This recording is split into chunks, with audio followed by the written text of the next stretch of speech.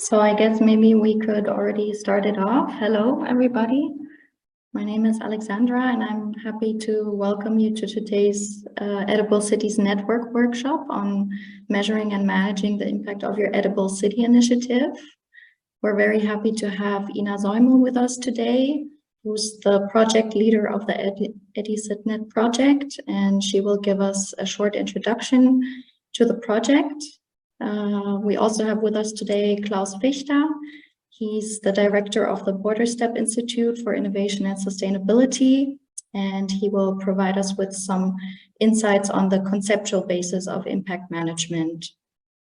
Also joining us today is Alexander Schabel. He's the co-founder of ImpactNexus, who develop software solutions for impact measurement and management. And he will give us an overview of the practical aspects of impact management. And one of the ImpactNexus impact tools will also be the basis for our interactive session today, where you will get the opportunity to define your main impacts, look at your theory of change, and also select suitable indicators.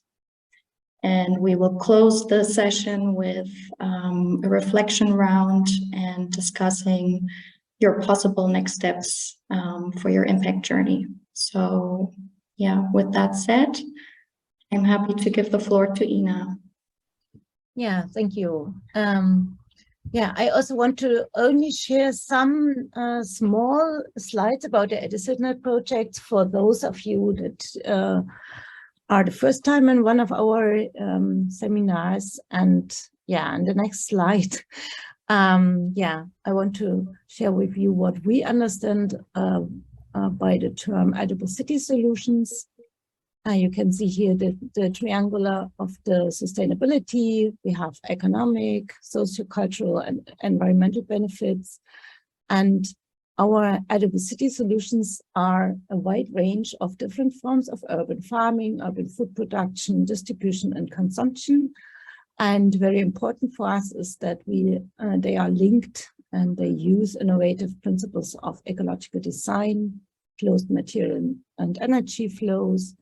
And yeah, we have, for example, environmental benefits like the heat island mitigation, nutrient water cycling, or the enhancing effect on biodiversity, and many more. And of course, we have also economic benefits. So there is at least the potential to provide green jobs. We save resources, we reduce food miles, and of course, also health costs. In the next slide, Alexandra, sorry. I only want to share with you our co-creation strategy and our mission. So the idea of the project is to mainstream edible city solutions as a strategic step towards the development of socially inclusive, sustainably productive, biodiversity-friendly, resilient, and healthy cities. And the edible city solutions per se are inviting citizens to co-create the sustainable development of their society, of their environment, and to change it in a proactive way. And so also induce a paradigm shift of lifestyle. And we do this in the EdiCitNet project, and I would like to invite you to this in different network settings. We have local networks, regional networks, but also global networks. We work together as a community of knowledge and practice. So we are in a collective learning process, and we all are experts coming from totally different perspectives and backgrounds with theoretical and practical contexts. And all what we are doing is co-developed and co-created. We do this in the so-called city teams, and we co-create these or co-created these living labs in some of our cities. There we test edible city solutions and derive learnings from this, what works, what not, what are the barriers, etc. And at the same time, in some cities, we develop master plans for anchoring edible city solutions in urban planning and use them strategically to improve our living in the cities. And please join our network. Here you can see the website. I will post it as well in the chat. And and now I'm happy to have the people from Borderstep here with us, and I wish all of us a nice workshop. You're welcome. Thank you, Ina, for this nice introduction. And Ina already presented some of the key concepts and terms the Borderstep Institute is related to. So one is the aspect of co-creation, so people jointly trying to develop new things and for a better world. That's also something we focus at the Borderstep Institute, which is located in Berlin, Germany. And and one of our focal areas certainly is what we call sustainable entrepreneurship. So might it be profit-oriented or non-profit-oriented? It definitely is always mission-oriented. So there's a clear mission to bring about positive change to society by entrepreneurial means. So that's what we focus on. And I'm happy to be here and to give you some brief idea of what the whole area of impact management is based on. So I'm really brief, maybe 10 minutes, and then we have some time if you have questions or comments. And I share my slides with you. Just a second. Prepared a few slides and no, why does it go? That's a different one. No. I first have to do this, and so that's the one. Yes, so we have been dealing with impact management. How can it be implemented successfully? How can it be using established metrics and indicators for quite some years?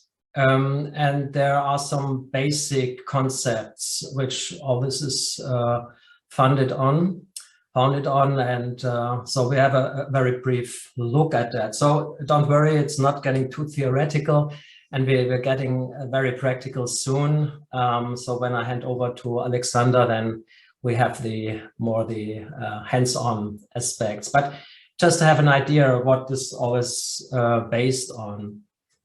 So one theory you might have heard of is the theory of change. So an idea how things are changing and what effect chains are.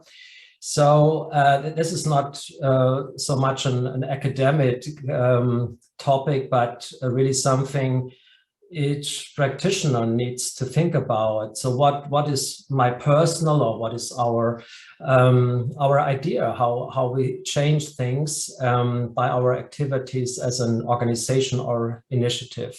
So this is more of an individual theory of change, an idea how this works. So what behind this is a classical differentiations. First, of course, we have activities. Without activities, we cannot change anything. And the way we look at activities, might it be in an initiative, in an organization, whatever, grassroots, whatever, you always need to do something to change things. So, and the key differentiation here when we look at activities is we need some inputs, we need resources to do that. Otherwise, we cannot be effective. So one key question, of course, is what are the resources? It's people. It's quite often also money you need, but you also need maybe ideas, knowledge. So there are different kinds of resources needed to really be effective and change things. So that's more the input perspective. And then, of course, what are the outputs of your activity? So the products, the services, the things which you offer to specific target groups, and how they're satisfied with it. So that's more what the output. What is actually of interest to us is not so much the input-output. Of course, that needs to be organized. No resources, no activities, no effects, but that's actually only a mean to the end. And what are the ends? So we need to look on the effects of what we do. And here we have a differentiation between two terms, which you're probably familiar with, but just explain a little bit about what they mean. So one is the outcome. So what are the effects of the activities on the target groups, maybe in short or more long term, and on different stakeholders. So this is really the effects you have on the people you're really aiming at, and maybe also the environment. That's also one kind of a stakeholder, if you want. And so the outcomes are important, but even more important is what we achieve in the longer term, what we call the impacts. Maybe things which also change, not just with the stakeholders individually, but also structurally on a system level, in an urban area, in a neighborhood, whatever. So that's actually what most people in the long run are looking for. So this is just to give you some of the key terms. Probably you're familiar with it, but just wanted to look at these different terms and our understanding of their definition. So that's the input, output, outcomes, impact classification from theory of change. And you might say, okay, that's a classification. Yeah, but it helps if you deal with these topics in a minute. So that's the theory of change. And this, I think, is an important perspective, the impact cycle. So if you want to do impact management, there are certain steps, and you will go through some of them later in this workshop. But of course, if you would like to have an impact on things, we need to think about, we need to plan. So step one is to understand the challenges and needs. That's important. If you don't really know them, it's hard really to make a planned effect on it. We need to set impact objectives, and that's what you will do today in the workshop. You think and investigate what your individual impact objectives are, because it guides you. It's kind of a navigation tool to really go through all these processes. But to look beyond that is you have to develop your own logic model. That's this kind of theory of change. What is your individual idea or the idea of your initiative? How things are actually changing? What is the chain of effects? So what is the first effect, second effect, etc. So I think that needs to be developed individually. And then, of course, you need some kind of indicators to really identify whether you are really reaching what you have set as an impact objective. So selecting indicators is an important aspect too. Alexander will talk about options here in a minute. Of course, you need some kind of data. That doesn't mean that you have a big survey, but sometimes some kind you need information on possible effects. So collect qualitative or quantitative data. And then you have to look at them and assess them. And the purpose is to learn and improve. So I think all of us who are mission-oriented really want to change things, really try to improve things and be more effective, etc. So, and finally, we need these things to report and communicate. Some people, funders would like to know what we do and what the effects are. So that's using it for communicating. So that's what we consider the impact cycle, and then you start again. And then I would like to show you these 5 dimensions of impact. And that's not what Borderstep developed, but this is coming from a really large international global network called the Impact Management Project. So a lot of practitioners dealing with impact management thought about what is really relevant if we do impact management, if we really want to be successful in that endeavor. And so this collective network developed 5 relevant dimensions, and I'd like just to mention them. So the first thing is the question, what? So what should be the outcome in a certain period, by the end of the year, by the end of next year, whatever? And who is really experiencing this effect? Is it a certain group in society? Is it your customers? Is it other stakeholders? Is it the planet? Is it the environment? So we need to clarify what is the actual effect in the end. So that's one dimension. Another, who experienced these outcomes, who's really possibly benefiting from it. So are there underserved groups, for example, you like to help, or other stakeholders? So what is the relation between the stakeholders and the outcome? And that's also something we will look at in a minute, the stakeholder outcome and impact connection. Now, how much will these groups benefit from it? What is the scale? So is it only a little bit, or is it really making a big change to them? Is it really a long-term effect? So how much? That's also an important question. And finally, the contribution. What is your individual contribution? Sometimes we see things changing, but we need to be realistic. What is our individual, or as an initiative or organization, contribution? So our intervention in what's happening in the world, does it really contribute to changing things? Sometimes we see things change, but it might be that it's not us actually who change things, but it's other groups or other developments in society. And the fifth and last dimension relevant is the risk. Even if you plan to have positive impacts, you cannot be sure that it will work automatically. There are many possible barriers to that, and which endanger that you really have these effects.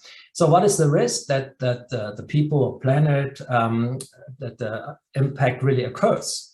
We have quite a few examples where we see that the effects diminish or are even gone, or sometimes even turn negative. This is not intended, but it might happen. So we really need to also discuss and look at the risks to reach our impact goals. So finally, and that's my last slide, the impact of organizations. So, or initiatives, you can create a wide range of social, environmental impacts, and also some financial impact in the long run.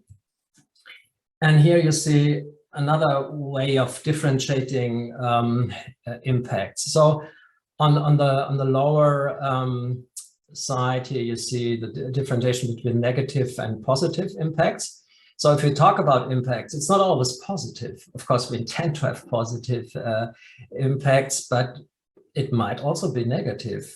So if we want to reduce CO2 footprints, we know quite often there are also rebound effects and other things. So sometimes it even turns negative. So that we need to change. And if we talk about impact, it can be positive, but it can also be negative. And the other dimension you see in the vertical here is the impacts of what is done. So maybe your services or your products, that can be relevant. Or in the low, you see impacts from how you do it. So how you organize the process. That might also make a big difference, how you supply and how you get your materials and other things. So this is a different thing, and then in the actual circle here, you see near-term, mid-term, and long-term effects. Of course, that's the time dimension, which is also relevant. So that's just to differentiate some important basic aspects of impact. And yeah, that's already my input. And maybe just to finish by pointing out this publication we have here, which is called the Impact Guide, from evaluation to impact management. This impact guide is more related to startup support programs, so that's a specific type of program. I know that you are more dealing with other programs and initiatives, but it gives some basic guidance also for impact management and for finding relevant metrics, etc. So you might want to check that. It's for free. Our website, borderstep.de. And yeah, so I'm happy to answer our questions or to listen to your comments for some basic thoughts and concepts for impact management. Thank you, Klaus. So if you have any questions already, you're welcome to unmute yourself and ask them directly if you like. Otherwise, we can also move on. All right, I don't see any hands up, so I would say, Alex, we can move on. Yes, with pleasure. Thanks, Alexandra. Thanks, Klaus, for your parts. And yeah, it's my pleasure to pick this up now and continue with our interactive session. And so in this next part and in basically the remainder of the workshop, we will look at building on this theoretical knowledge that Klaus Fichter just shared, and trying to really apply it to your organizations. We will use some of our tools for this. I will provide you with login data in a minute, and we will really try to understand what this means for your individual organizations and projects, and and find ways to break it down to a very manageable topic, and trying to get some really tangible results out for you, of course. So just as a little background information for you, who are you talking to here? Alexander, my name. I have been very closely related to the Borderstep Institute, actually working together with Klaus Fichter and Alexandra for almost 6 years. This topic of impact management has been really something that's been growing in importance, and it's been growing so much that we eventually decided to spin it out as an own company and entity, which we did almost 2 years ago now. And yeah, I'm one of the founding members of this company, ImpactNexus. And yeah, what we've basically been doing so far is to find ways to make all of this theoretical theoretical knowledge, these theories on impact management and measurement, applicable to early stage organizations of all sorts. And this can be high growth startups, but it can also be nonprofit organizations like yours. So that doesn't matter. What matters is really that all younger organizations, or in general companies that are not as big as real big companies, have of course specific difficulties. They usually lack resources to approach this topic. They might not have a big team that works on this like big companies could afford to. They have less data, and in general, it's more about looking into the future than looking back at historic data that you might have collected. So tackling these challenges was at the core of why we developed ImpactNexus. And today we basically work with everyone that has a portfolio of early stage companies. It can be accelerators, it can be investors, it can be organizations in general that work with innovation. And via all this work and via working with all these stakeholders across Europe and basically worldwide today, we are really streamlining our tools to be as user-friendly as possible and as easy to use as possible for organizations like yours. So that's what we're working on. We have hundreds of young companies, organizations that use the tools already today. And so very nice to have you using them here in this session. And what's the agenda of the rest of the program? Now I will connect to what Klaus Fichter has just been presenting and try to go one step further in breaking it down to what this actually means for you as an organization and how you can apply it.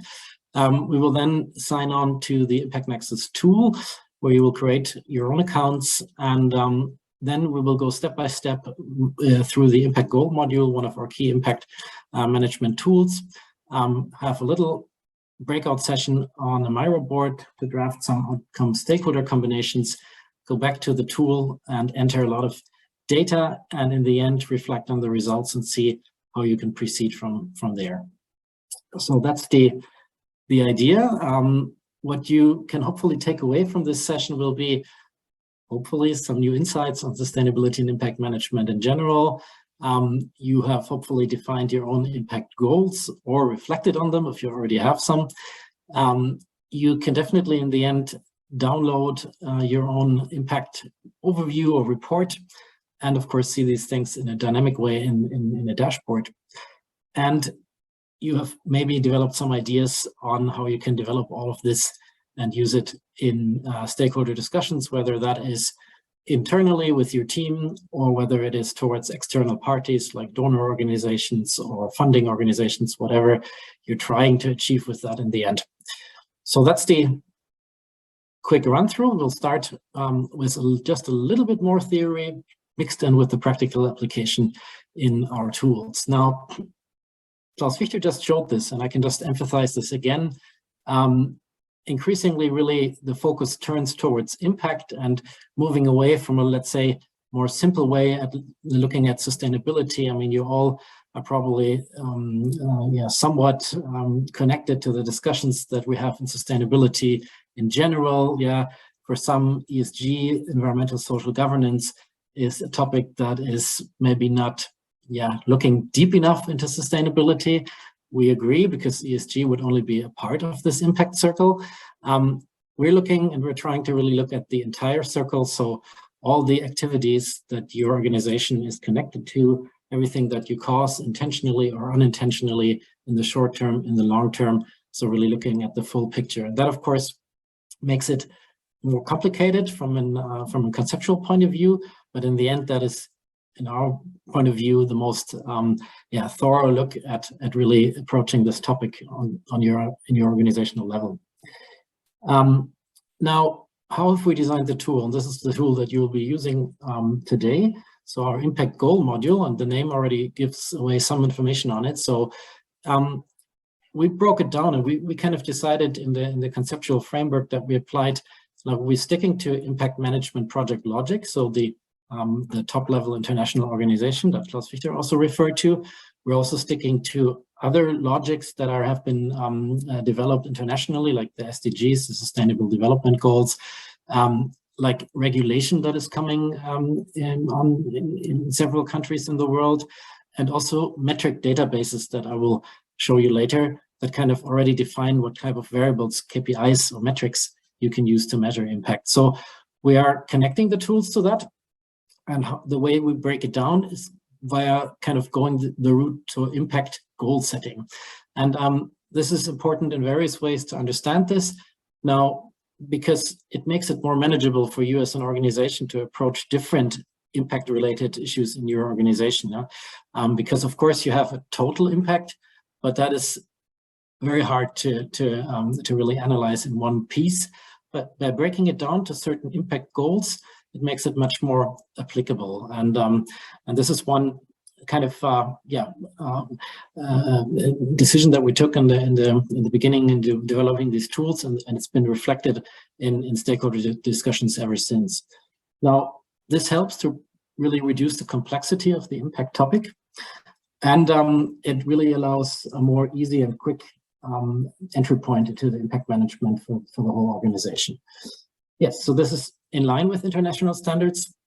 And let me show it to you basically from the very end. Now, we are happy that an actual EDCITNet connected partner from Norway, a local startup from Oslo, or an ECS, however you want to call it, an organization there that is working with taking coffee ground from coffee shops and then using this soil to grow oyster mushrooms, and plus adding an educational component to really learn about sustainability management, learning about circular economy topics. So a very nice initiative.